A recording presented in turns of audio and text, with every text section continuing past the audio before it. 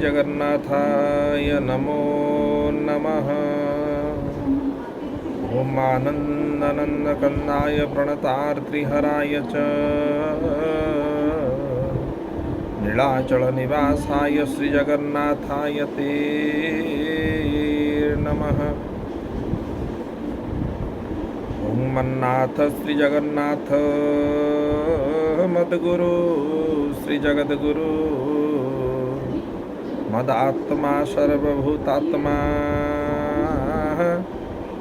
तस्मै श्री गुरवे नमः। आनंद कंद सच्चिदानंद चिन्मय घन नीलाद्रि कंदराधीश जगन्मय श्री जगन्नाथ महाप्रभुंकर अभयचरणार बिंदरे मूर्खर अनंत कोटि दंडवत प्रणाम। चतुर्धा विग्रह रत्न सिंहासन कल्पवट क्षेत्रेश्वरी माँ विमला महाराणी माँ महालक्ष्मी अभयचरण वंदन पूर्वक दिव्य संध्यार मुहूर्त महाप्रभुंकर कथा कहवा टिके मनरे गोटे उत्साह आसिला। मनरे उत्साह आणंती कि महाप्रभु स्वयं भक्त मानी तांकर चिंता एवं चेतना द्वारा महाप्रभु को जेतेबेले मने पकांती स्मरण करती सेतेबेले तांकरी से भक्त मानकर ही जीवन चरितार्थ हुए, जीवन पूर्णता आड़ को जाए। याद्वारा महाप्रभु आह्लादित हुअन्ति भक्तंकर मुखरे जेतेबेले सी श्री जगन्नाथ नाम श्री राम नाम श्री कृष्ण नाम भगवानंकर जेकोसी नाम कीर्तन करिबा द्वारा मनर मलिनता धीरे धीरे चली जाए। आज गोटे दिव्य कथा कहूचु। आंभे जो मथारे जो चिता को ग्रहण करिछु ई विषय रे गोटे कथा कहवा उत्साह प्रकाश करुछु। ये चिता महाप्रभुंकर जगन्नाथंकर बड़ देउल उपरे जो चिता थाए ताको रामानंदी तिलक बोली कहा जाए।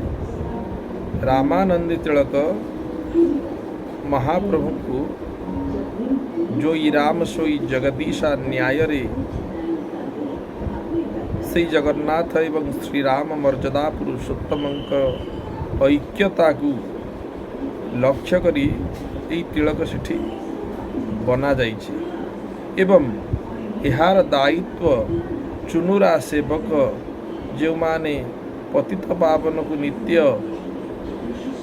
पूजा करी सेठी गरुड़ महाराज एवं हनुमंत जी महाराज उपरे अछंती नीलचक्र अँला बेढ़ारे सेठी रामानंदी तिलक चिता समस्ते जी श्रीमंदिर जाइथिबे निश्चित भाव दर्शन करिथिबे। यही चिताटी धारण करिवार 7टी मुख्य कारण को पाथेय एवं आग्रह करी महाप्रभुंकर आशीर्वाद करुणारू ये अधम को मिली। प्रथम कारण यह मते प्राप्त होइछि चारि धाम भितरे श्रेष्ठ धाम पुरी धाम श्री जगन्नाथ धाम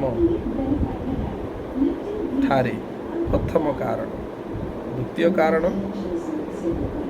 वैदिक ब्राह्मण विद्वान मानंकर पवित्र हस्तरे चिता को तांकरी श्री हस्तरे से भूदेव माने